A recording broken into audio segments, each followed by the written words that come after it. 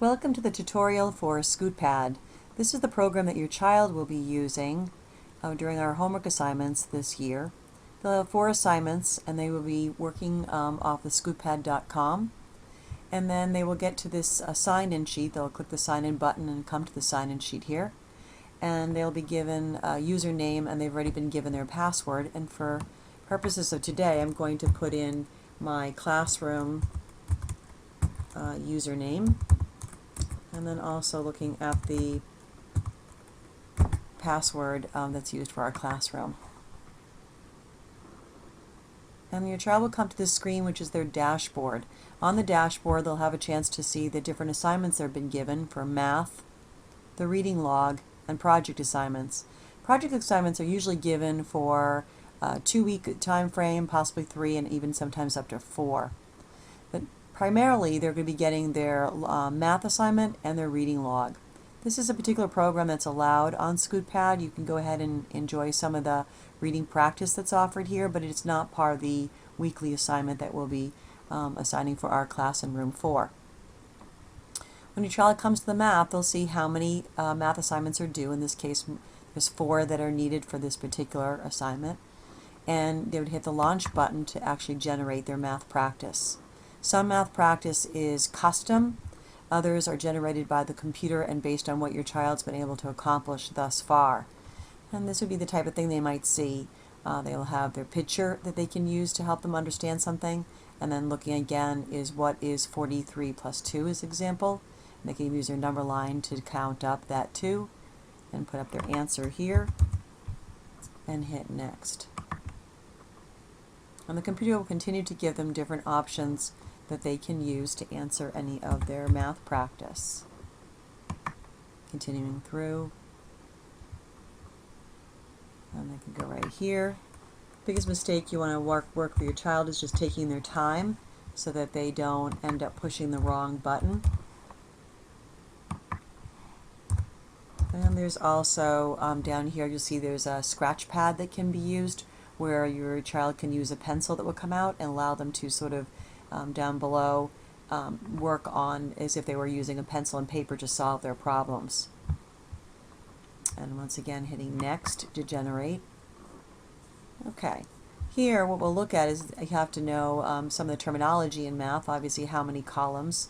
These are things we'll normally have practiced in class, and then your child will have a chance to practice them here at homework time. And there the 1, 2, 3, 4, then our 4, and hit next again. Now what's nice about this program is that in the event a child does make a mistake, it gives them 2 options in which they can correct their error. So let's say looking at a piece like this, what part of the circle is shaded pink? Perhaps if I was looking at just the white, I might get confused if I didn't read that correctly, and I might click the button 1/3. And the program will let me know that a mistake has been made by saying, oops, try again, and letting me once again read that direction to see if perhaps I've just clicked on something wrong and then realize, oh, we're looking at the pink. And so here I could make that change to 2/3, and the computer will continue on with the other practice of that type. And this is a mixture of all the different math concepts that we have, the core concepts that are being taught in class, and once again as they continue to do well and complete each of these assignments. This is question 10 out of 20. You see there's 20 questions they might answer. Then they'll move on to more difficult math questions. So really working with your child's where they're at in their learning for the math product. Here again we're reading something with inches. 12 inches at a foot. How many inches is in half of the sandwich? Again, if they're reading carefully, taking their time. Most of these type of practice questions are just going to refresh their memory on what needs to be done. I'm going to go through a few more of these so you can kind of see the types of questions that your child might have, and then also move on to show you how our reading log might look. Purple line is 1 inch long. How long is the yellow line? Using that information, being able to generate the answers. Okay, I'm looking at, biggest thing I've noticed in the years is just students that are not really looking at whether the yellow line or the pink line is being determined, and sometimes those mistakes can be made too. Okay. Now, what happens for me as a teacher, as I'm looking at this information, is I will get a log of which of the questions they did well on, and then which of the questions they might have had some errors with. And from there, I can go ahead and either have a class discussion if I find that there is a large number of students that are making a mistake on a particular problem, or I can pull your child aside and kind of work with them individually on what might be something that's difficult for them to do. Okay, I'm going to pause now and then move to our reading log so you can see what that might look like. Welcome back. Now, if we come back to our dashboard, it may be that your child has finished their math assignment and they want to move into the reading log. The reading log can be used after a child has read for those 20 minutes in that particular night, or 30. We listed our minimum of 20 minutes, but certainly if your child's reading 30 or 35, you should encourage them to continue on that pattern. And they would go ahead and just log in the reading date. You can see this calendar comes up, so it makes that a little easier for them. And they can put down the title of the book that they were reading. Put down one here.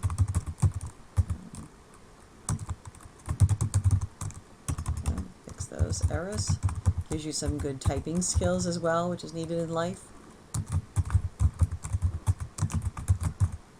And once they've got that title in, they can put down their author, and then also write down here the pages and the minutes that they might have been reading that.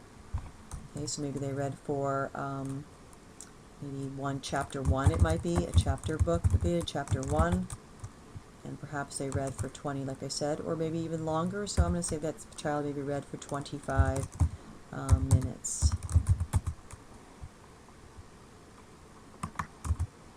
Okay. And then as they scroll down, you can see that there's an area for comments. They can let me know what they thought of the particular reading book. Perhaps they might tell me that in chapter 1, Andy is having trouble with his friend Dolores. Another type of comment that you might see that somebody might put in the book is just whether they enjoyed it or not. I love reading the book because the characters, oh, let's me know there's a pause there, because the characters are funny. Something a second grader loves to learn about is whether or not a book is funny or not. And then they would submit the information. Are you sure you want to submit it? Yes. And this will go into the reading log, and I would look in and get the information on what your child is doing, what they're reading, the types of books they're reading, the types of comments that they have, how many pages are they getting through, how many more minutes. And last again would be our launching of the project.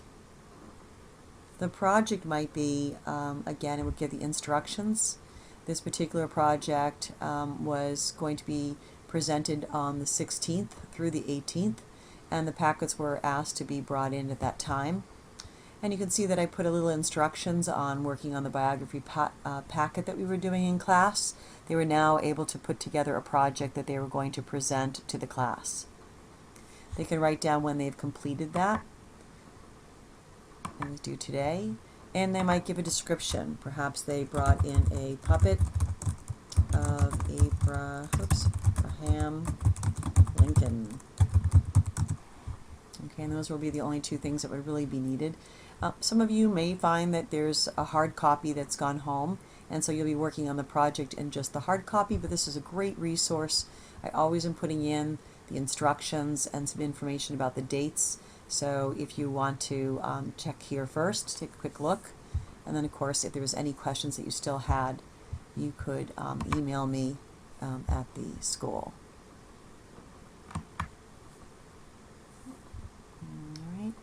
And that is pretty much what your child will be doing, like I said, on a weekly basis.